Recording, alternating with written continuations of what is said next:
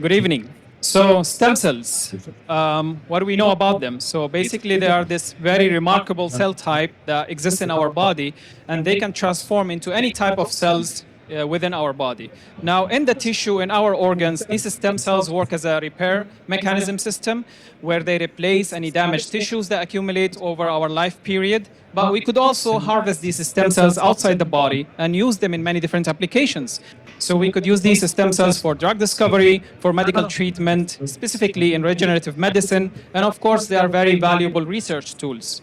Now globally, the market of stem cells have been growing exponentially, but only 2.6% of this market is attributed to the Middle East and Africa.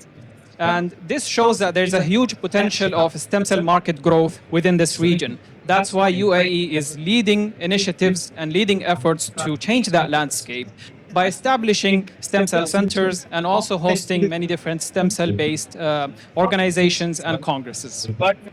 So what does a typical stem cell application look like? So initially, the cells are first of all harvested from either donors or from discarded tissues. And then these cells are grown in very optimized system or stem cell culture. And later on, these cells, after growing them, they can be either frozen, cryopreserved, or directly used on patients. For example, like this fella who's enduring the pain of needles in hopes to get some of his hair back. We're all looking forward to that. However, despite the advancements, challenges remain, specifically when growing these cells in the lab. Basically, what happens is that when you take out these stem cells from their natural tissue, they are stressed, they lose their stem cell functions, and they lose their capability to differentiate. So to address these challenges, one way is to tap into the cell culture or cell control system, basically or specifically by targeting their DNA and RNA levels. So this is what I do in my research work. So we identify this very peculiar RNA we refer to as vault RNA.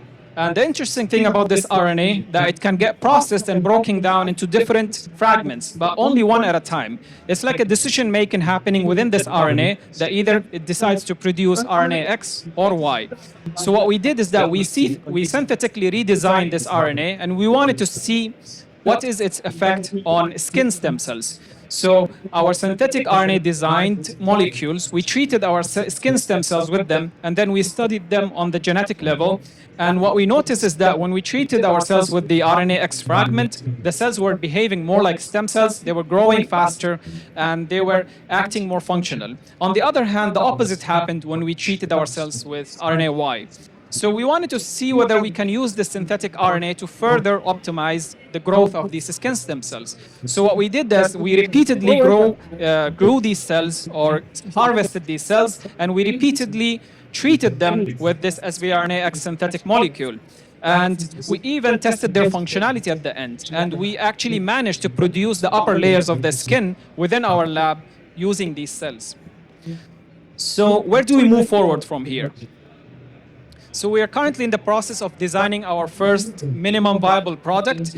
Basically, we're going to package these synthetic RNA that we made in either lipid nanoparticles or either in exosomes, and then we could use them as additives to grow these skin stem cells within either the industry or in a lab. So basically, companies that grow these stem cells, they can use this additive of synthetic RNA to improve their cell culture system, also to produce more of their products, such as these skin grafts that they use to treat burn patients or also treat diabetes, people with diabetes, diabetic foot, basically. So we show that our RNA-based product can improve the quality, speed, and efficiency of growing these skin stem cells in a lab, while also reducing the cost of these components.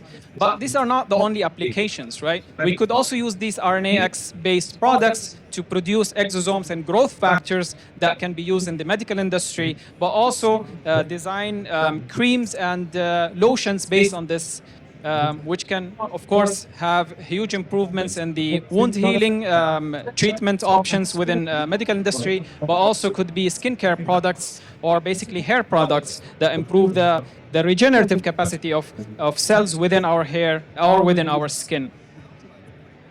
So I just want to finish my talk by addressing that at Khalifa University is one of the forefront of cutting-edge research in the region. but we also want to move our work from lab to industry. That's why we are aiming, we are currently in the process of submitting our patent, and also we're aiming to establish a company based on our product, hoping that more and more people will be interested in biotechnological-based startups in the region. Thank you. Okay. Thank you.